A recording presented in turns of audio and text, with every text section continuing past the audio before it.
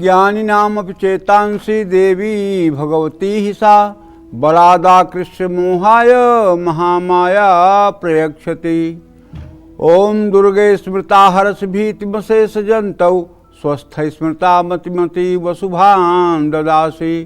दारिद्र दुख भयहारणिका त्वदन्या सर्वोपकार करणाय सदार्थ चित्ता।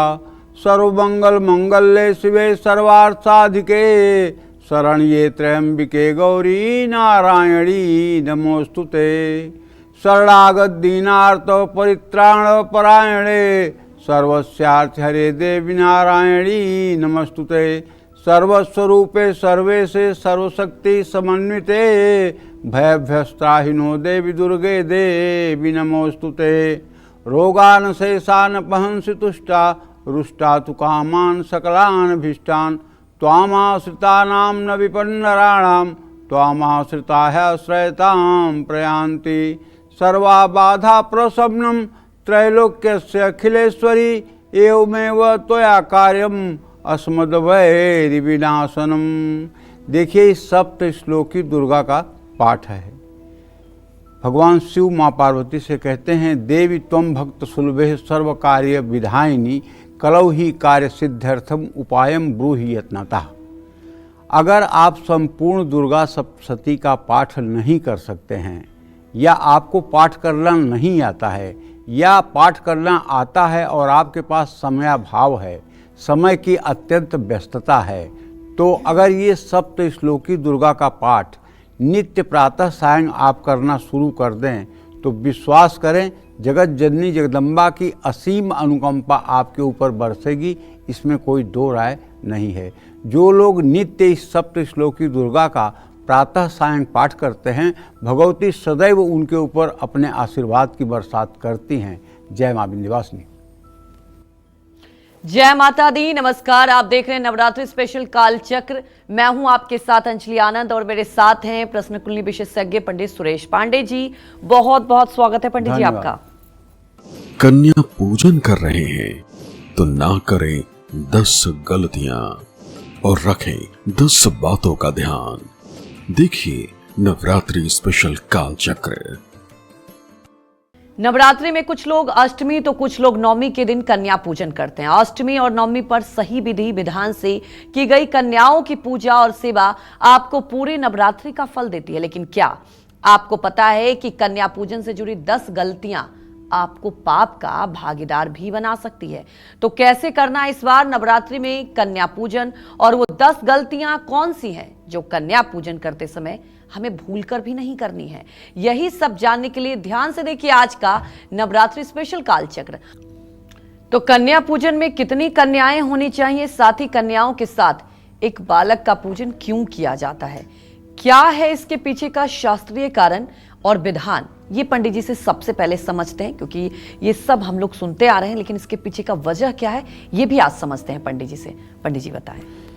प्रथमं शैलपुत्री च द्वितीयं ब्रह्मचारिणी तृतीयं चंद्रघंटेति कुष्मांडेति चतुर्थकं पंचमं स्कंधमातेति षष्ठं कात्यायनीति च सप्तमं कालरात्रि महागौरी तु चाष्टमं नवमं सिद्धिदात्री च नव दुर्गा प्रकीर्तिता।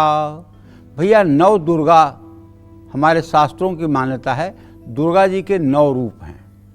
नवरात्र की अष्टमी और नवमी पर 9 कन्याओं के साथ एक बटुक एक बालक को भी पूजा जाता है, भोजन प्रसाद पवाया जाता है। 12 वर्ष के नीचे के बालक को बटुक ही कहते हैं और उसे बटुक भैरव के रूप में उसकी पूजा की जाती है। मान लीजिए आप इतने बच्चों को भोजन कराने में सामर्थ्यवान नहीं हैं, या आपको अपने घर के आसपास इतने बच्चे ना मिले, तो कम से कम 2 कन्याएं और 1 बटुक भैरव को भोजन जरूर कराएं। कन्याओं का पूजन करने से पहले अपने घर की खूब अच्छे से साफ सफाई करें। घर में कहीं किसी कोने में गंदगी न रहने पाए, एकदम साफ सुथरा पवित्र घर हो। गंदे और बिखरे हुए घर में कन्याओं का पूजन कभी नहीं करना चाहिए। और सबसे बड़ी बात ये जान लीजिए, कन्याएं जब आपके घर में प्रवेश करें तो कम से कम आपके घर में जो पूजन करेगा उसे ही नहीं, बल्कि घर के प्रत्येक सदस्य का ये फर्ज होता है, उत्तरदायित्व होता है, ये धर्म बनता है कि आप दरवाजे के सामने खड़े हो जाएं और कन्याएं आएं तो उनका हाथ जोड़ करके स्वागत करें और आपके चेहरे पर प्रसन्नता का भाव होना चाहिए, अवसाद, कुंठा और गुस्सा का भाव नहीं होना चाहिए। जैसे आपको ये महसूस करना है कि मेरे घर में साक्षात राजराजेश्वरी जगदम्बा माँ दुर्गा प्रवेश कर रही हैं। आपके मन की यही भावना होनी चाहिए। और एक बात जान लीजिए, फल भावना का ही मिलता है। मंत्रे तीर्थे दैवज्ञे भय सज्जे देवालय जादृशी विश्वासम तादृशी फलम लभेत। जैसा विश्वास होता है वैसा फल मिलता है। तो अगर पूरा परिवार खड़ा होकर के कन्याओं की आगवानी करेगा, उनका स्वागत करेगा और उन्हें घर में ला करके और उन्हें आसन पर बैठा करके और अच्छे से उनका पैर धुल करके और उनके पैर में आलता लगा करके उन्हें नया वस्त्र धारण करवा करके और तब उन्हें पूजा के तब उन्हें पंक्ति में बैठाया जाएगा तो बढ़िया आसन होना चाहिए। ऐसा नहीं कि जो आसन आप रोज़ यूज़ करते हैं और जो धुला भी नहीं है उसी आसन पर आपने कन्याओं को बैठा दिया, ऐसी गलती ना करें। आसन साफ सुथरा बिल्कुल होना चाहिए, क्योंकि ये कन्याएं सामान्य कोई कन्या नहीं हैं। ये कन्याएं भगवती जगत जननी जगदम्बा दुर्गा का प्रतिरूप होकर के आपके यहाँ आई हैं, तो इनका स्वागत भी उसी तरह से होना चाहिए। फिर इनके माथे पर चंदन लगा करके, इनके कंधे पर चुन्नी रख करके और इनके हो सके तो हाथों में हल्का सा मेहंदी लगा, मेहंदी तो पूजा करने के बाद भी आप लगा सकते हैं। उसके बाद में सुंदर सुंदर नई नई थाली में इनको भोजन परोस करके धूप दीप दिखा करके तब इनसे प्रसाद ग्रहण करने का आग्रह करना चाहिए।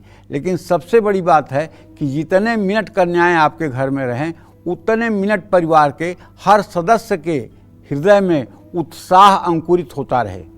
प्रसन्नता के साथ दौड़ दौड़ करके लोग कन्याओं की सेवा के लिए भाग भाग करके उनकी सेवा करें। बिल्कुल शिथिलता नहीं, बिल्कुल चिल्ला चिल्ली नहीं, बिल्कुल गुस्सा नहीं, किसी के ऊपर चिल्लाना नहीं। ये सब बातों का ध्यान रखें, क्योंकि ये कन्याएं कोई सामान्य नहीं हैं। ये अष्टमी और नवमी को आपके घर में आई कन्याएं साक्षात भगवती राजराजेश्वरी दुर्गा का स्वरूप हैं। इसलिए अपने भाव में कमी न आने पाए, इस बात का ध्यान रखिएगा। जय मां विंध्यवासिनी। तो अगर कोई कन्या पूजन ना कर पाए तो क्या करना चाहिए? पंडित जी से ये भी समझ लेते हैं कि कई लोग ऐसी परिस्थिति में होते हैं। पंडित जी, ये बहुत सवाल पूछे जाते हैं, कई बार हमारे पास मेल भी आते हैं और आमतौर पर लोग ये सवाल जानना चाहते हैं। आप बताएं हमारे दर्शकों को। सही बात तो ये है कि कन्या पूजन करना ही चाहिए, लेकिन मान लीजिए कि आप यात्रा में हैं और एकदम मजबूरी है आपकी यात्रा और आप कन्या पूजन के समय में ट्रेन में हैं, आप कन्या पूजन के समय आप हवाई जहाज़ में जाने को मजबूर हैं, तो आप कैसे कन्या पूजन करेंगे? इसके लिए हमारे शास्त्रों में कहा गया है मानसी पूजा। सबसे पूजा की सर्वोत्कृष्ट पराकाष्ठा जो है वो मानसी पूजा है। मानसी पूजा क्या है, इसको जरा समझते हैं। जयपुर में एक गलता आश्रम है, गलता आश्रम, और वहाँ एक अग्रदेव नाम के बहुत बड़े महात्मा रहते थे। एक बार उन्हें जंगल में एक 5 साल का अंधा बालक भटकता हुआ मिला। उन्होंने उस बालक को देखा, दया आई और अपने कमंडल का जल उस बालक के आंखों पर छींटा मार दिया। बच्चा तुरंत देखने लगा और महाराज के श्री चरणों में गिर गया। महाराज अग्रदेव ने पूछा कि आप किसके संतान हो? तो उसने कहा, मुझे कुछ नहीं पता, मैं किसका संतान हूँ। हाँ, मुझे मेरे माता पिता यहाँ जरूर छोड़ गए, मुझे ये पता है। तो संत को दया आई, वो अपने साथ गलता आश्रम जयपुर उस बालक को ले गए। बालक का नाम उन्होंने नाभादास रखा और बालक को आश्रम के छोटे मोटे सेवा में लगा दिया, बाद में गौ सेवा में लगा दिया गया। बाद में उसे गुरुजी अपनी सेवा में स्वयं लगा लिए। एक दिन गुरुजी लगभग 40 साल के बाद एक दिन गुरुजी मानसी सेवा में थे, प्रभु श्री राम की मानसी सेवा कर रहे थे और उसी समय नाभादास जी उनको चंवर डुला रहे थे। एक भक्त महाराज जी का, अग्रदेव जी का, कहीं जहाज से यात्रा कर रहा था, पानी वाली जहाज से, और उसकी जहाज डूबने लगी भंवर में। तो उसको कुछ नहीं सूझा, उसने आंख बंद करके महाराज जी का ध्यान किया कि महाराज जी मेरी जहाज को बचाइए। और महाराज जी का ध्यान भंग हो गया। उसका ध्यान जब महाराज जी के दिमाग में आया तो महाराज जी का ध्यान मानसी सेवा से भंग हो गया और महाराज जी चिंतित हो गए। इतने में नाभादास जी ने हाथ में जो पंखा लेकर के अग्रदेव जी को कर रहे थे, उसी पंखे से 2 बार उन्होंने पूरब तरफ पंखे को ऐसे ऐसे तेजी से चला दिया। जब पंखे को 2 बार तेजी से उन्होंने चला दिया तो नाव निकल गई, जहाज निकल गया। लेकिन गुरुजी बेचैन थे। तो नाभादास जी ने धीरे से कहा कि गुरुदेव आप अपनी मानसी पूजा में लग जाइए, जहाज बहुत आगे निकल चुका है। तो उन्होंने आँख खोला, कहा ये किसने कहा? कहन आपके इस दास ने कहा। कहन तुम्हें कैसे पता कि जहाज रुका था? कहन आपके साथ रहता हूँ, आपकी सेवा करता हूँ, आपका उच्छिष्ट पाता हूँ, आपका जूठा भोजन करता हूँ, ये सब सामर्थ्य आपके ही द्वारा तो मुझे मिली है। तब जाकर के नाभादास जी को जितने सनातन धर्म के संत, ऋषि, मुनि हुए, सबका चरित्र लिखने का अग्रदेव जी ने आदेश किया। कहते तो यहाँ तक हैं कि ब्रह्मा ने, भगवान श्री कृष्ण जब द्वापर में पैदा हुए थे तो ग्वाल बालों को और बछड़ों को चुरा लिया था और उसी के निमित्त उनको श्राप मिला था कि आप धरती पर पैदा होंगे और 5 साल तक अंधे रहेंगे। ऋषि मुनियों के आशीर्वाद से आपकी आँख आएगी और उसके बाद में आप तपस्या करके अपने आप को मुक्त करेंगे। तो नाभादास जी की ये कथा मैंने आपको इसलिए बताई कि मानसी पूजा सबसे बड़ी पूजा है। मानसी पूजा जो होती है वो इस पूजा से भी बढ़ करके है। तो आप जहाँ भी हैं बैठ जाइए पूरब मुँह करके और ध्यान करिए कि 9 कुमारी कन्याएं हंसते हुए प्रसन्न मुद्रा में आपके गृह में और एक बालक के साथ प्रवेश कर रही हैं। आप सबके आने के लिए फूल बिछा करके पहले से इंतजार कर रहे हैं। उन्हीं फूलों पर होकर के वो आपके घर में प्रवेश कर रही हैं। आप सभी कन्याओं का पादुका पूजन, चरण का पूजन कर रहे हैं। सबको बैठा करके आप उन्हें चंदन लगा रहे हैं, वस्त्र अर्पित कर रहे हैं, धूप दीप नैवेद्य से उनकी पूजा कर रहे हैं और सभी के लिए चांदी की थाली में सुंदर खीर, पूड़ी, हलवा, ये सब वस्तुएं आप परोस रहे हैं और सबको प्रसाद ग्रहण करने के लिए आप याचना कर रहे हैं। इसके बाद सबको जल दे रहे हैं, सबको एक एक पान का बीड़ा दे रहे हैं और उसके बाद में सबकी कपूर से आरती कर रहे हैं और सभी कन्याओं को यथेष्ट दक्षिणा, खिलौने की सामग्री, पूजन की सामग्री सबके हाथों में दे करके सबके चरणों में साष्टांग प्रणाम करते हुए आप उन्हें अपने घर के बाहर तक 8 कदम जा कर के छोड़ने जा रहे हैं और सभी कन्याएं प्रसन्न मुद्रा में बटुक भैरव के साथ आपको आशीर्वाद देती हुई जा रही हैं। यदि ऐसी पूजा आपने कर लिया तो मैं गारंटी के साथ कहता हूँ, आप विश्वास करिए, कोई फर्जी बात नहीं, शास्त्र सम्मत बात कह रहा हूँ, यह पूजा आपकी साकार पूजा से भी ज़्यादा उपलब्धि वाली पूजा होगी। मानसी पूजा साकार पूजा से भी ज़्यादा उपलब्धि होगी, क्योंकि सगुण पूजा अंत में जा कर के मानसी पूजा में ही परिवर्तित होती है। जो हम सगुण पूजा करते हैं, हम लोग सगुणोपासक है ना, सगुण साकार की पूजा करते हैं। यही साकार जब पराकाष्ठा को प्राप्त होती है तो मानसी पूजा में परिवर्तित हो जाती है। तब मानसी पूजा में परिवर्तित हो जाती है और मानसी पूजा में प्रभु श्री राम, माता सीता, राधा जी, कृष्ण भगवान, भगवान श्री हरि विष्णु, जगत जननी जगदम्बा माँ महालक्ष्मी, भगवान शिव, जगत जननी जगदम्बा माँ पार्वती, दुर्गा जी, महालक्ष्मी, ये सब हृदय देश में ही प्रकट होते हैं।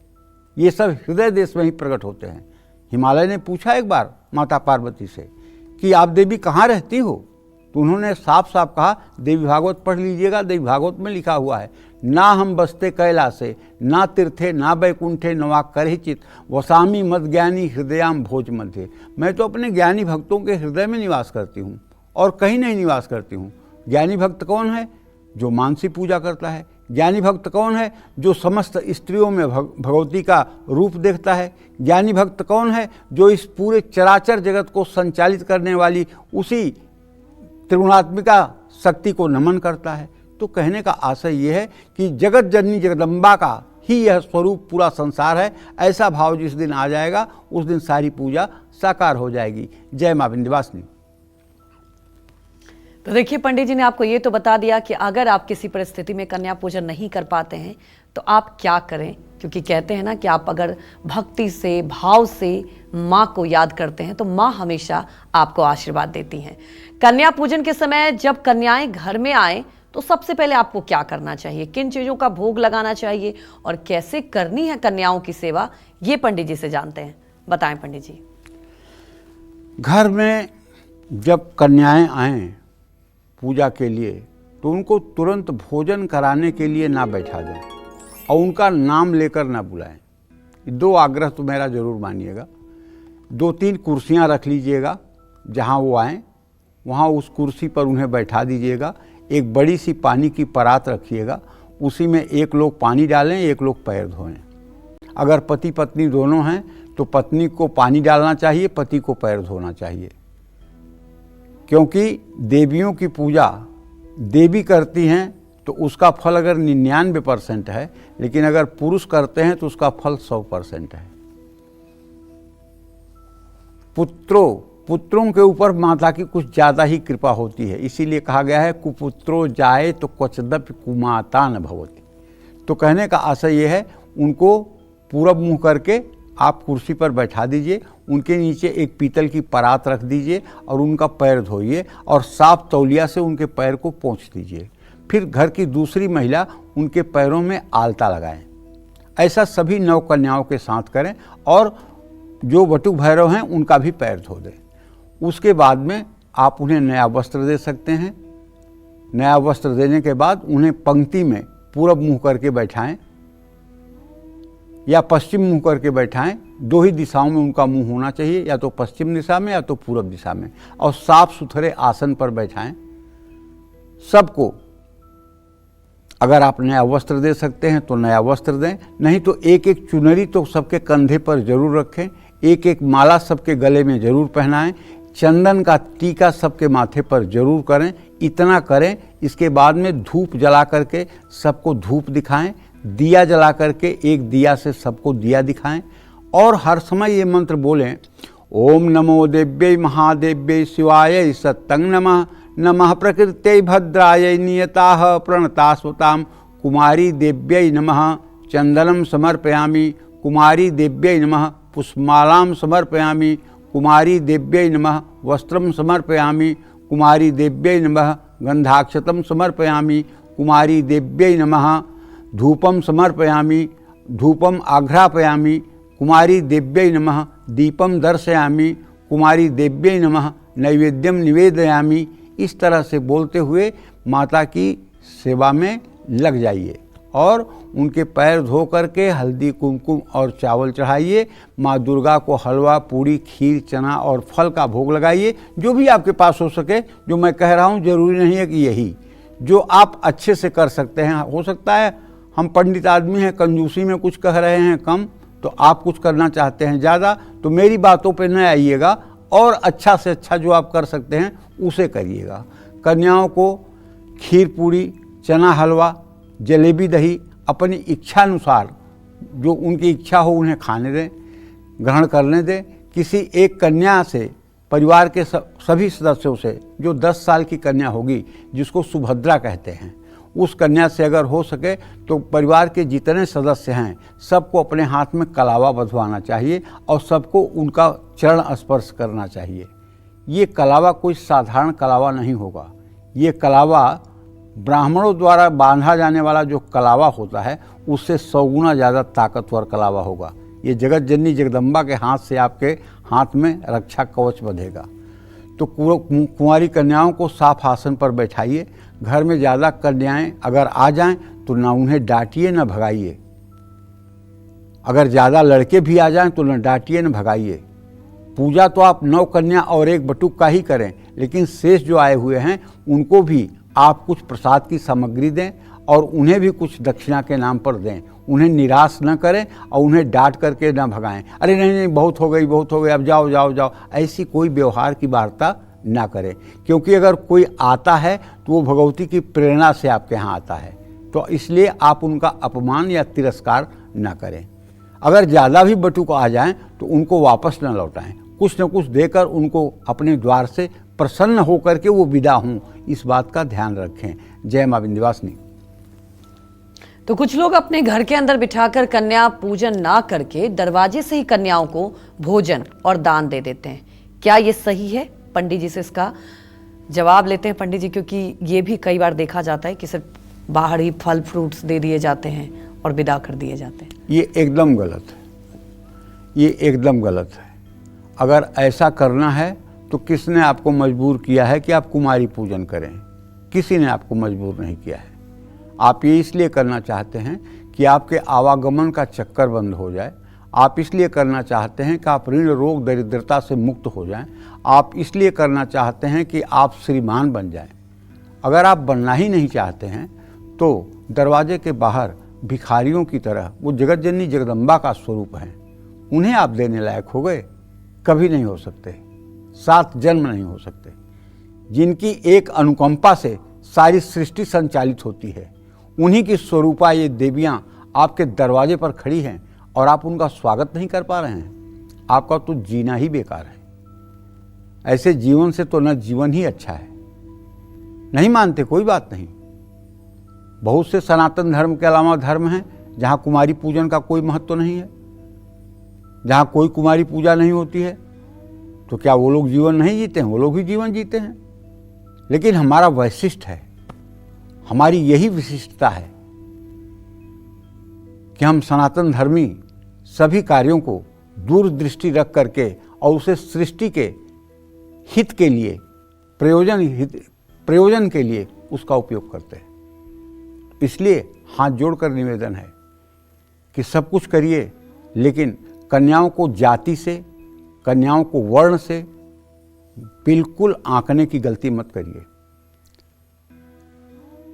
कन्याओं को कभी भी आप सामान्य दृष्टि से न देखें।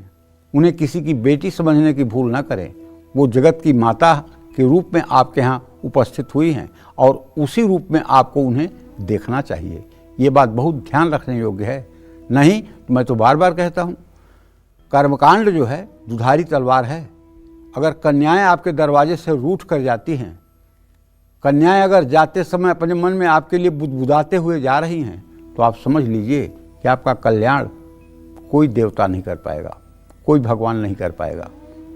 और फिर आप दुख भोगेंगे तो आप कहेंगे मैं तो नवरात्र भी किया, मैंने तो कन्याओं को ये भी दिया, मैंने वो भी दिया, फिर भी मैं परेशान हो रहा हूँ। अरे कई परत्र दुख पावई, सिर धुन धुन पछताई, कालहि कर्महि ईश्वरहि मिथ्या दोष लगाए। क्यों भगवान को दोष देते हो? कर्म अपने खराब करते हो, दुख अपने कर्मों के कारण पाते हो। दोष भगवान को, दोष समय को, दोष भाग्य को, ये गलत है। आप सबका सम्मान करें, आप किसी को अपमानित न करें, आप किसी को नीचा दिखाने का प्रयास न करें। सोई अनन्य जाकर अस, मति न टरई हनुमंत, मैं सेवक सचराचर रूप स्वामी भगवंत। हनुमान जी से प्रभु कहते हैं कि वही अनन्य भक्त है जो अपने को सारे संसार का सेवक मानता है और सारे संसार को अपना स्वामी मानता है। आपके अंदर भी ये भाव होना चाहिए कि मैं सबसे दीनहीन और सबकी सेवा के लिए पैदा हुआ हूँ, मैं सबका सम्मान करने के लिए पैदा हुआ हूँ। ये भाव आपके मन में होना चाहिए और इसका अहंकार भी नहीं होना चाहिए कि मैं बड़ा सेवाभावी हूँ या मैं बड़ा दानी हूँ या मैं बड़ा परोपकारी हूँ। ये अगर अहंग भी आ गया तो सारे कर्म नष्ट हो जाएंगे। इसलिए पूरी श्रद्धा और सरलता के साथ नवम सरल सब सन छलहीना, मम भरोस ही हरस न दीना। सरलता सबसे बड़ी चीज है। यदि आप अपने जीवन में सरल नहीं हैं तो 1,00,000 अच्छाइयां आपके अंदर हों, सारी अच्छाइयां बेकार है। सबरी से प्रभु श्री राम ने अपनी नवमी भक्ति बताते हुए कहा है कि नवम सरल सब सन छलहीना, मम भरोस ही हरस न दीना। और यही बात गीता के 16वें अध्याय में पहले, दूसरे, तीसरे श्लोक में भगवान श्री कृष्ण दैवी संपदा का वर्णन करते हुए अर्जुन से कहते हैं, अभयम सत्व संशुद्धि ज्ञान योग व्यवस्थिति दान दमश्च यज्ञश्च स्वाध्याय तप आर्जवम अहिंसा सत्यम क्रोध शांति पैशुद्धमेव च दया भूते सुलोलुप्तम ही मार्दव चरापलम तेज क्षमाधृति शौचो द्रोहो नातिमानिता भवेद संपदम दैवी अभिजातस्य भारत। आर्जवम शब्द जो है वो सरलता का पर्याय है। तो आपका जीवन, आपका व्यवहार, आपका आचरण बिल्कुल सरल होना चाहिए। पहेली नहीं होना चाहिए कि कोई आपको समझने के लिए पहेली देखे, बल्कि आप इतने सरल हों कि आपको समझना किसी के लिए कठिन ना हो। तब भगवत भक्ति आपके अंदर में प्रकाशित होगी। जय मां विंध्यवासिनी।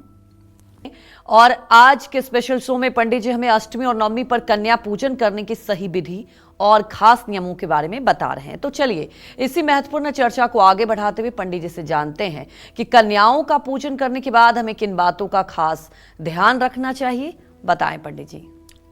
देखिए, कन्याओं के जाने के बाद थाली को तुरंत नहीं हटाना चाहिए और न ही उस स्थान पर तुरंत झाड़ू लगाना चाहिए। कन्याओं के घर से जाने के कुछ देर बाद जमीन पर गिरे हुए भोग को झाड़ू से नहीं, किसी कपड़े से समेटना चाहिए और कपड़े से ही सफाई करनी चाहिए, झाड़ू से भूल के भी नहीं।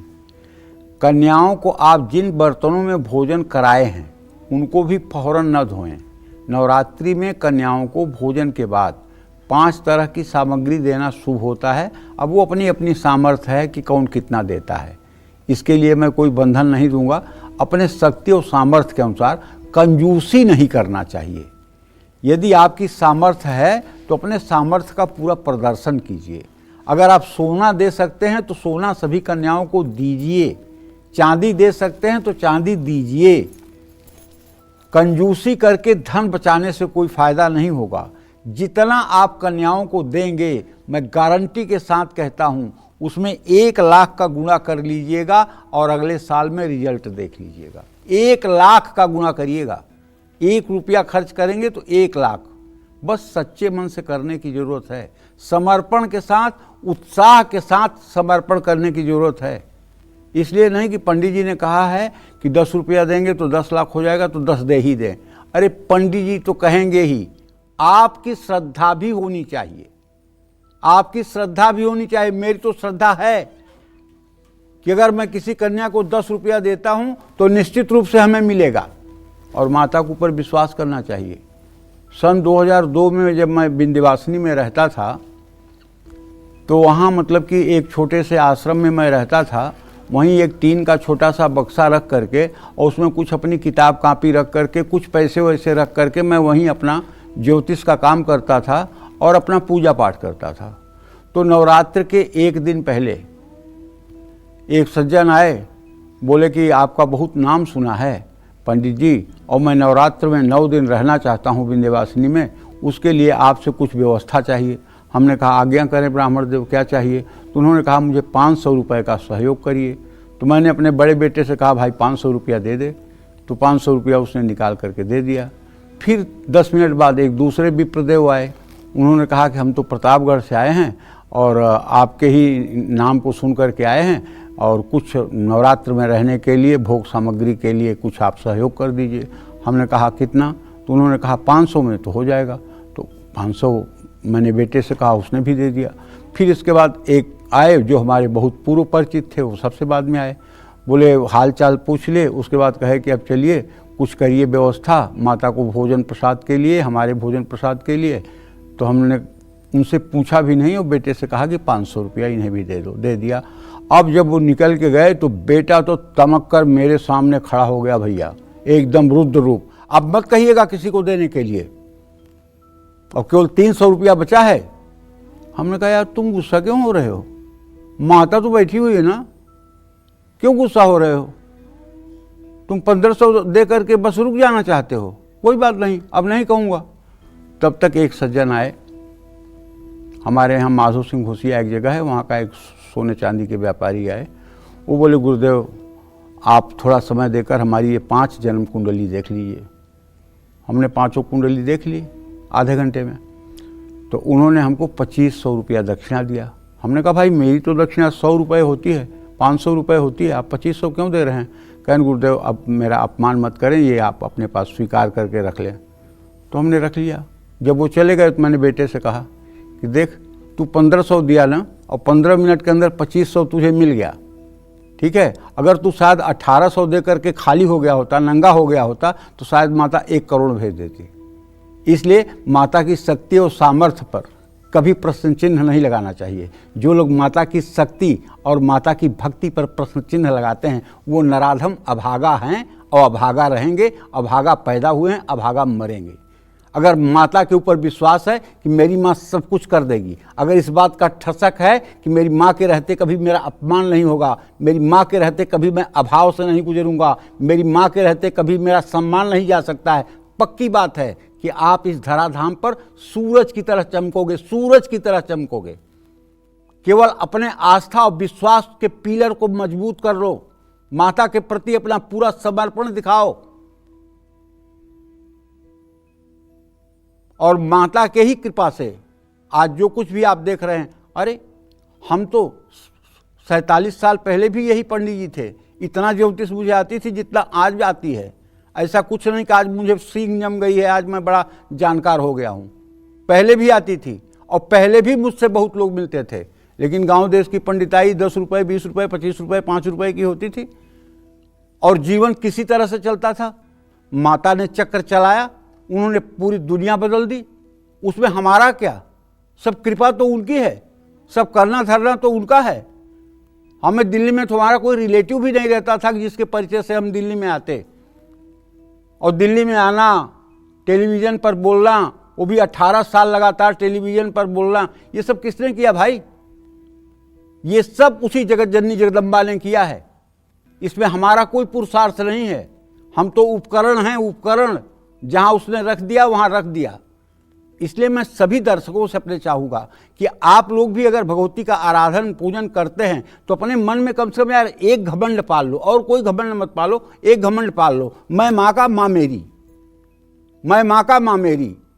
अगर आपके गले पर फांसी लग रही हो तब भी आप कहिए कि कुछ नहीं होने वाला है क्योंकि मेरी माँ है। अंतिम श्वास तक आप विश्वास मत तोड़ो कि मेरी माँ है। देखिए आपके सारी समस्याओं का समाधान मिलता है कि नहीं, आप करके देखिए। और अगर सही में आपने किया, इसके बाद आपको मुझे बताने की जरूरत नहीं पड़ेगी, आप अपने हृदय में ही धन्य धन्य हो जाएंगे। जय मां निवास में। तो अपनी चर्चा को आगे बढ़ाते हुए बात करते हैं उन लोगों की जो कन्या पूजन में रेडीमेड चिप्स, बाहर का खाना, जूस जैसी बहुत सी चीजें कन्याओं को देते हैं। क्या कन्याओं को थाल में ये सब देना चाहिए, ये पंडित जी से जानते हैं। बताएं पंडित जी। देखो सही बात तो यह है कि नहीं देना चाहिए। रेडीमेड चिप्स कन्याओं को देने से बचना चाहिए। इसमें लहसुन प्याज हो सकता है जो नवरात्रि में निषेध है। बाहर से खाना मंगवा करके कन्या पूजन नहीं करना चाहिए। घर में फल, मिठाई, ड्राई फ्रूट जो भी आपके पास है उसे शुद्धता के साथ कन्याओं को परोसना चाहिए।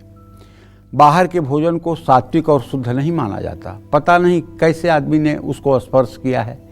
नहाए बिना नहाए, शुद्ध अशुद्ध किस स्थिति में प्लास्टिक या कागज़ की प्लेट में कुंवारी कन्याओं को भोजन कभी नहीं देना चाहिए। अगर आपके घर में नई थालियाँ नहीं हैं तो आप केले के पत्ते पर या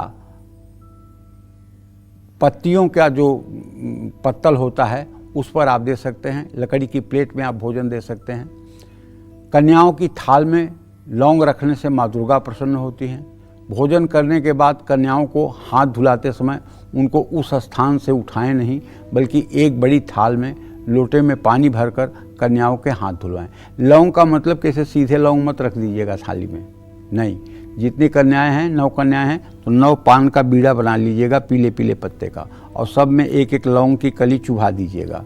और वो भले ना खाएं, उनके मुंह तक आप पान का स्पर्श करा करके और उस पान को रख लीजिएगा अपने थाली में।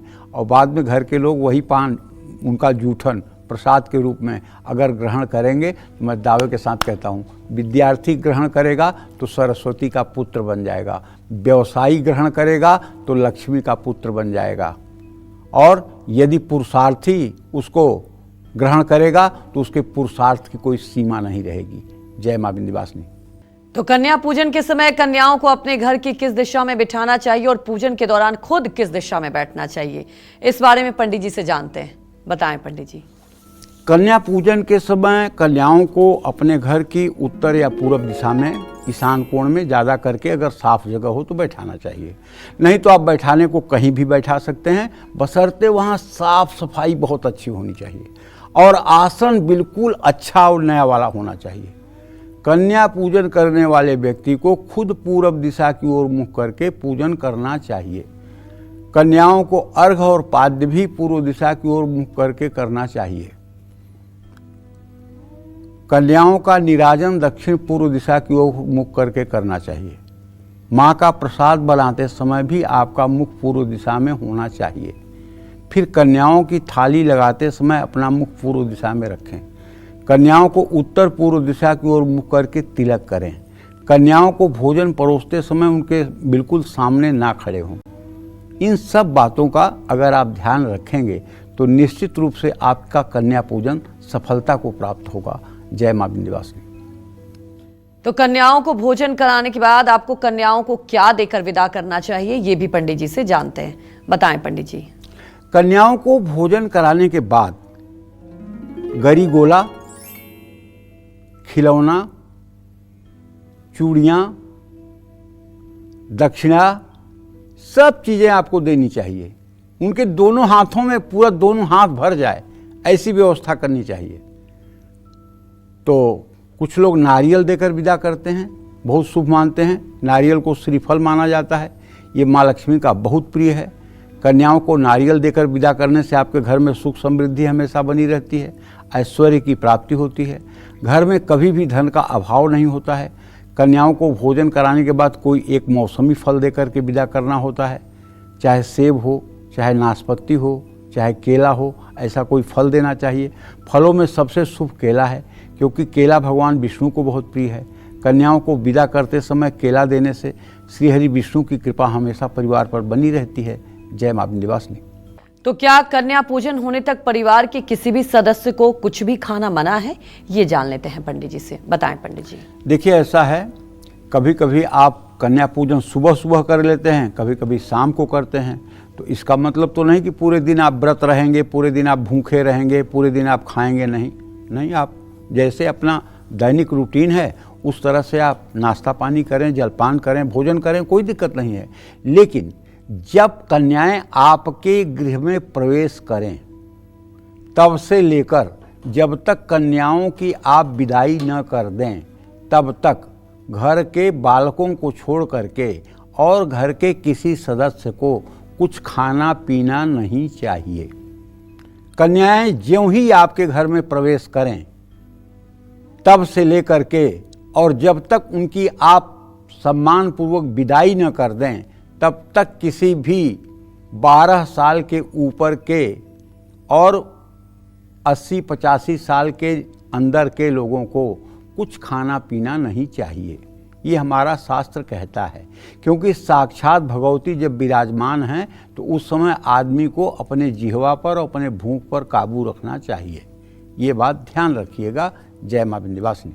और चलिए अपनी खास चर्चा को आगे बढ़ाते हुए पंडित जी से जानते हैं कि कन्या पूजन के बाद कन्याओं को क्या क्या देकर विदा करना चाहिए। बताएं पंडित जी। देखिए, कन्याओं को विदा करते समय उनको लाल चुनरी, लाल कपड़े जरूर भेंट करें। लाल चुनरी या लाल कपड़ा देने से संतान सुख प्राप्त होता है। कन्याओं को घर से विदा करते समय अक्षत देना भी शुभ होता है। अक्षत देने से घर में धन धान्य की वृद्धि होती है, बरकत होती है। नवरात्रि में कन्याओं को दक्षिणा देकर विदा किया जाता है। अपनी क्षमता अनुसार आपको कन्याओं को दक्षिणा देनी चाहिए। हम बताएं आपको, एक मतलब कि परिवार है, यहीं नोएडा में रहते हैं, रोहित नाम है और उनकी पत्नी का सोनिया नाम है। ये लोग विंध्यवासिनी में 9 दिन रुकते हैं, सहस्त्र चंडी यज्ञ का आयोजन करते हैं। आप विश्वास करें, इतना आश्रम को बिजली की लाइटों से और फूल मालाओं से सजा दिया कि देखकर लगता है कि जैसे स्वर्ग उतर आया है। मैंने पूछा कि इतना सजावट की क्या ज़रूरत थी, तो बोले करी माता आएंगी 9 माताएं आएंगी ना, उनके साथ बटुक भैरव आएंगे ना, उनके स्वागत में तो कुछ करना है ना। ये है मतलब कि जिस बात को हम कभी चर्चा भी नहीं कर सकते हैं टेलीविज़न पर कि आप ये करिएगा, वो सब भी करने वालों के दिल में माता आकर के वो करवा देती है। अद्भुत, देखने के बाद आप भी श्रद्धावनत हो जाएंगे। ये साक्षात जगत जननी जगदम्बा की सेवा है। मूर्ति की सेवा आप करते हैं, पता नहीं मतलब कि मूर्ति तक सेवा पहुंच रही है कि नहीं, लेकिन ये साक्षात आपके हाथ से नैवेद्य भगवती ग्रहण कर रही हैं। और यदि ऐसा सुअवसर आपको मिल रहा है तो आप कोई सामान्य इंसान नहीं हैं, बल्कि आप अत्यंत भाग्यशाली जीव हैं जो माता ने आपको ये सेवा का अवसर दिया है। जय मां विंध्यवासिनी। अष्टमी नवमी पर मासिक धर्म हो जाने पर क्या महिला कन्या पूजन का भोजन तैयार कर सकती हैं? अगर नहीं तो ऐसे में क्या किया जाना चाहिए, ये पंडित जी से पूछते हैं। पंडित जी बताएं। नहीं, देखिए ऐसा है, अष्टमी और नवमी पर अगर कोई महिला व्रत कर रही है और उसका रजोधर्म हो गया तो वो व्रत तो करे, व्रत न तोड़े, अपना व्रत तो करे, लेकिन वो मतलब कि प्रसाद न बनाए अपने हाथ से, किचन में जा कर के प्रसाद न बनाए और प्रसाद बनाने वालों का सहयोग भी न करे, और उसे पूजन स्थल से भी अपने को दूरी बना करके रखनी चाहिए। घर के दूसरे लोगों को चाहिए कि प्रसाद बनाएं। अगर नहीं कुछ प्रसाद बनाने के लिए घर में कोई महिला उपलब्ध है या पुरुष को प्रसाद बनाना नहीं आता है तो मैं आपको बताऊंगा, आप बाज़ार से दही ले लीजिए और जलेबी ले लीजिए। दही और जलेबी, यही 2 चीज़ें अगर आप खिला करके और दक्षिणा दे करके स्वागत के साथ उन्हें विदा कर देते हैं तो इसमें कोई दो राय नहीं है। और ये ऋतु धर्म ऐसा है जो किसी के हाथ में नहीं है, ये हो सकता है। तो इसके लिए कोई अफसोस करने की बात नहीं है कि आपका व्रत भंग हो गया या आपका व्रत सफल नहीं हुआ, ऐसा कुछ नहीं है। ये सब मत सोचिए, क्योंकि ये तो ऋतु धर्म है और ये शुद्ध रूप से ईश्वराधीन है, ये भगवान के अधीन है, ये मनुष्य के अधीन नहीं है। लेकिन आप विश्वास करिए कि आप अगर प्रसन्न मुद्रा में रह करके और ये सब दृश्य देखेंगे तो निश्चित रूप से आपकी मनोकामना पूरी होगी। जय मां विंध्यवासिनी। तो हमारी एक दर्शक अनीता हमारे साथ जुड़ चुकी हैं। अनीता, आप सवाल पूछ सकती हैं पंडित जी से। हेलो। हाँ बोलिए अनीता जी। प्रणाम पंडित जी। हाँ सुखी रहिए। हम अपनी बहन के बारे में पूछना चाहते हैं। उसका डेट ऑफ बर्थ है 10/8/98 जी। उसका हेल्थ और शादी के बारे में, और मेरे भाई का डेट ऑफ बर्थ है 17/2/95 उसको हेल्थ और उसकी जॉब के बारे में। ये दोनों आपसे बड़े हैं छोटे हैं? बड़े, मेरी दोनों छोटे हैं। अच्छा, तो अनीता जी पहले आपके बहन के बारे में बता देता हूँ कि सेहत की जहाँ तक बात है तो सेहत तो सामान्य है, एलर्जी की कभी कभार समस्या हो जाती है। तुलसी के पत्ते चाय में डाल करके पीना चाहिए या तुलसी का अर्क सेवन करना चाहिए। स्वास्थ्य में कोई गंभीर बीमारी का संकेत नहीं है। जहाँ तक विवाह का प्रश्न है तो विवाह इस साल के अंत में कहीं तय होने की संभावना है, अगले साल के अप्रैल तक विवाह होने की संभावना है। प्रयास लेकिन करना चाहिए। भाई के बारे में जो आपने पूछा है तो मैं बताना चाहूँगा कि आपका तृतीय भाव से तृतीय सूर्य है और उसके छठे भाव का स्वामी शनि है। सूर्य शनि का समसप्तक दृष्टि है। स्वास्थ्य तो उसका भी ठीक रहेगा। कभी कभार पेट से संबंधित कुछ समस्या हो सकती है, लेकिन कोई गंभीर बीमारी का संकेत नहीं है। और जीवन अच्छा रहेगा, सफलता मिलेगी, वैवाहिक जीवन भी सुखी रहेगा और अपने उत्तरदायित्व का निर्वाह भी कर पाएंगे। जय मां विंध्यवासिनी। चलिए अब पंडित जी से जानते हैं उन लोगों के बारे में जिनकी शादी में देरी हो रही है, जिनके विरोधी आगे बढ़ रहे हैं और जो उन्हें परेशान कर रहे हैं, जो कर्ज और धन हानि की मार झेल रहे हैं। ऐसे लोगों को कन्या पूजन कैसे करना चाहिए और कन्याओं को क्या दान करना चाहिए, पंडित जी से जानते हैं। बताएं पंडित जी। लड़का या लड़की की शादी में अगर देरी हो रही है तो 5 साल की कन्या का पूजन जरूर करना चाहिए। और 5 साल की कन्या को भोजन कराने के बाद पूरी श्रृंगार सामग्री उन्हें भेंट करनी चाहिए। अगर पैसे का संकट है, कर्ज में आप घिरे हुए हैं, कर्ज चढ़ा हुआ है, दरिद्रता बढ़ रही है, पैसे कहीं फंसे हुए हैं, तो 4 साल की कन्याओं को भोजन कराएं। भोजन में खीर जरूर खिलाएं और पीले रेशमी कपड़े के साथ दक्षिणा दें। विरोधी परेशान कर रहे हैं, काम में रुकावट आ रही है, तो 9 साल की कन्या को भोजन कराने के बाद कपड़े दान करें। परिवार में बहुत कलेश है तो 3 या 10 साल की कन्या को भोजन कराएं। इसके बाद उनको मिठाई भी खिलाएं। सभी तरह की समस्याओं से मुक्ति पाने के लिए 5 से 10 साल की कन्याओं का पूजन करें। उनको जूस, फल या श्रृंगार की सामग्री भेंट करें। एक महत्वपूर्ण सूचना आपको देना चाहता हूँ, यदि आपका कोई बच्चा पढ़ाई में प्रतियोगी परीक्षा में अपीयर हो रहा है, IAS PCS बनना चाहता है, तो मैं आपसे हाथ जोड़ के आग्रह करूंगा, 9 ब्राह्मण कन्याओं को उसके द्वारा पूजित करवा दीजिए। वो निश्चित रूप से प्रतियोगी परीक्षा का अधिकारी होगा। अगर आप मुकदमा लड़ रहे हैं या कोई विवाद आपका चल रहा है और 9 क्षत्रिय कन्याओं का आपने पूजन करवा दिया और कर दिया, तो निश्चित रूप से विजयश्री आपके कदमों में होगी।